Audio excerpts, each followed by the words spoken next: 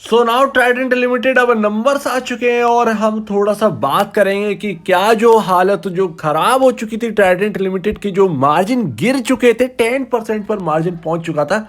Actual में क्या ये Q3 में कुछ सही होता हुआ दिखा है? क्या कंपनी की हालत पहले से सही हुई है? क्या होने वाला है इसके ऊपर हम बात करेंगे। पहले रिजल्ट को समझेंगे, उसके बाद हम मार्जिन को समझेंगे। अभी टोटल इनकम की बात करें तो देखिए यहां पर इस क्वार्टर में पहली बार सही निकल के आया। क्वार्टर दर क्वार्टर अगर आप देखोगे तो इस बार सही निकल के आया है।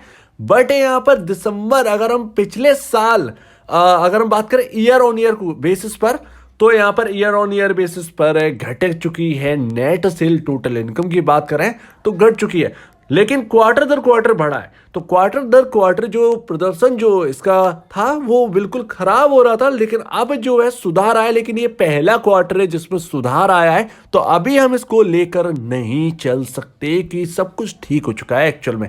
तो देखते हैं। पहली बात तो देखिए सितंबर क्वार्टर Q1 की बात, Q2 की बात करें तो 1423 करोड़ की नेट सेल थी, जो कि इस बार बढ़कर है Q3 में 1624 करोड़ की नेट सेल आई है, जो कि पिछले बार के दौरान बढ़कर आई। लमसम 12 से 13% के आसपास की नेट सेल में जंप हमको दिखाया क्वार्टर दर quarter. Year on year basis पर घट चुका है 1961 करोड़, 1961 करोड़ से घटकर 1624 करोड़ की नेट सेल रह गई है। तो आराम से अगर हम देखेंगे तो 10 to 12% के आसपास की ईयर ऑन ईयर बेसिस पर टोटल इनकम कहें या कहें नेट सेल घट चुकी है। तो ईयर ऑन ईयर बेसिस पर तो बेकार है, बट क्वार्टर दर क्वार्टर अगर आप देखेंगे तो बढ़िया है। आप कंपनी को किस तरफ देखें, क्योंकि मार्जिन जो स्लाइड कर रहे थे किस तरफ देखें, क्या हम क्वार्टर ऑन क्वार्टर जज करें या ईयर ऑन ईयर बेसिस पर, ये हम बाद में बात करेंगे। प्रॉफिट देख लेते हैं। प्रॉफिट क्या हुआ है, देखिए प्रॉफिट 209 करोड़ का था पिछले साल दिसंबर 2021 के क्वार्टर में, यानी Q3 में, जो कि इस बार घटकर आया है 1400, माफ कीजिएगा 142 करोड़ का यहां पर प्रॉफिट निकल कर आया है कंपनी का। तो ईयर ऑन ईयर बेसिस पर प्रॉफिट भी घट चुका है। नेट सेल इतना नहीं घटा जितना कि प्रॉफिट घट चुका है। प्रॉफिट काफी ज्यादा घट गया है, 142 करोड़ का ही प्रॉफिट आया 209 करोड़ के सामने। तो ईयर ऑन ईयर बेसिस पर प्रॉफिट बेकार है। क्वार्टर दर क्वार्टर क्या कह रहा है, 39 करोड़ से बढ़कर 142 करोड़ का प्रॉफिट आया। तो क्वार्टर दर क्वार्टर बहुत बहुत सही है, लेकिन क्या मार्केट क्वार्टर क्वार्टर देखना चाहिए? हम बहुत ज्यादा डीपली नहीं जाएंगे, क्योंकि हम आएंगे सीधा मार्जिन पर और उसकी जो डिटेल में हम समझेंगे वो हम समझ चुके हैं। डिटेल में हम अभी समझ लेते हैं, ज्यादा डीपली जाने की जरूरत नहीं है। डीपली कभी और हम बात कर लेंगे। तो देखिए ये रहा सितंबर यानी Q2 का क्वार्टर, ये रही आपकी नेट सेल, ये रहे खर्चे, और ये रहा आपका प्रॉफिट, और ये रहा मार्जिन परसेंट। अब देखिए ऑपरेटिंग मार्जिन परसेंट सिर्फ 10% रह गया था। इस कंपनी का सबसे हाईएस्ट ऑपरेटिंग मार्जिन है 26% जून 2021 के क्वार्टर में, यानी कि जून 2021 Q1 में। और उसके बाद आप जानते हैं 26 से सीधे जून 2022 की बात करेंगे तो 16% रह गया। सितंबर का क्वार्टर आया तो 10%। तो लगातार 26% से नेट प्रॉफिट, माफ कीजिए, जो ऑपरेटिंग मार्जिन है वो लगातार 26% से घटकर 10% पर पहुंच गए। इसीलिए आपके शेयर प्राइस में एक बड़ा हमको डाउन साइड देखने को मिली है।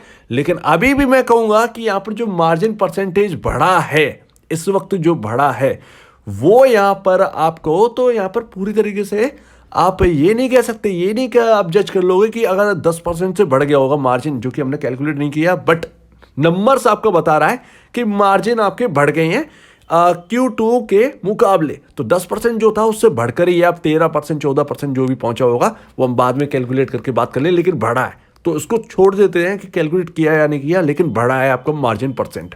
तो मार्जिन परसेंट पहला क्वार्टर है जो कि इतने बड़े डाउनसाइड के बाद बढ़ा है आपका मार्जिन परसेंट। तो क्या इसको जज करनी चाहिए? बिल्कुल भी नहीं करना चाहिए। ये एक क्वार्टर है और आपका मार्जिन सही हुआ है, ये सारी चीजें आपको नहीं बता देता है। जब तक एक से दो एटलीस्ट देख रहे हैं, 2 से 3 क्वार्टर तो देखने ही। पहला क्वार्टर ये निकल गया।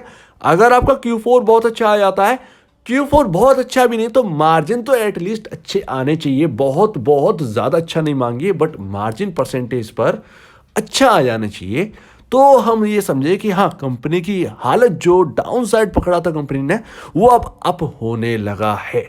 तब जाकर यहां पर शेयर की वैल्यूएशन सही बैठेगी।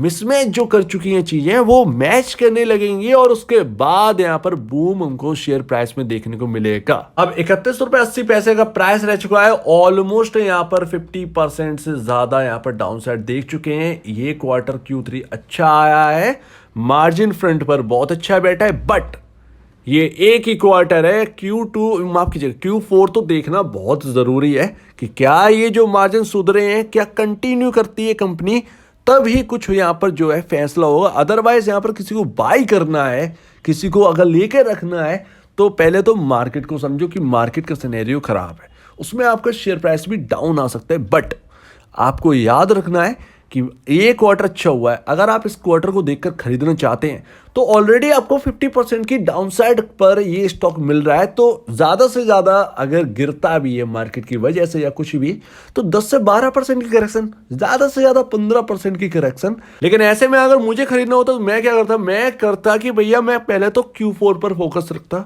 Q4 देखना है, ठीक है ना। लेकिन अगर मेरा मन है कि भैया ये Q3 अच्छा है, मैं थोड़ा सा बाय करना चाहता हूँ, तो मैं थोड़ा सा बाय करूंगा, मैं वो क्वांटिटी बाय नहीं करूंगा जो मैं करना चाहता हूं। मैं Q4 के लिए वो क्वांटिटी रखूंगा। मार्केट किधर भी नहीं जाने वाला है अभी, इधर स्टॉक भी बहुत ज़्यादा रॉकेट नहीं होने वाला है। अगर रॉकेट होता है तो बहुत ज़्यादा रॉकेट नहीं होने वाला है, क्योंकि यहाँ पर मार्केट का जो कंडीशन है वो भी देख के चलना है। तो अभी ना कुछ भी इधर उधर नहीं जाना है, अभी रहना है Q4 तक चीज़ें। बट मैं उतनी क्वांटिटी बाय करूंगा जितना कि हो सकता है, मैं वो क्वांटिटी बाय नहीं करूंगा जो मैं करना चाहता हूँ। जैसे मुझे 200 शेयर या 400 शेयर चाहिए तो मैं वो उतना नहीं करूंगा, मैं 200 शेयर करूंगा। Q4 जब मैं देख लूंगा तब मैं 200 शेयर बाय करूंगा। और तो ये ऐसी मेरी स्ट्रेटजी होती है अगर मुझे ट्राइडेंट पसंद है तो। अगर आपको पसंद है तो आप ऐसी राय लेकर चल सकते हैं, अदरवाइज आप जो है स्टडी करिए इसके बारे में, उस समझिए ट्राइडेंट के ऊपर। ये क्वार्टर को जज मत करिए पूरी तरीके से कि सब कुछ ठीक हो गया, दूसरे क्वार्टर का वेट करिए यानी Q4 का। तो उम्मीद है आप पूरी बात को यहाँ पर क्लियरली समझ गए होंगे का ये क्वार्टर अच्छा है, लेकिन हमें दूसरे क्वार्टर का भी वेट करना पड़ेगा यानी Q4 का, तभी सारी चीज़ें साफ हो सकती हैं, धुंधली जो पड़ गई हैं। अगर आपको इस वीडियो में कोई प्रॉब्लम है, कुछ पूछना है, कुछ बताना है, कुछ कहना है तो प्लीज़ कमेंट सेक्शन में कहिएगा। और अब दीजिए मुझे वीडियो देखने के लिए बहुत बहुत धन्यवाद दोस्तों।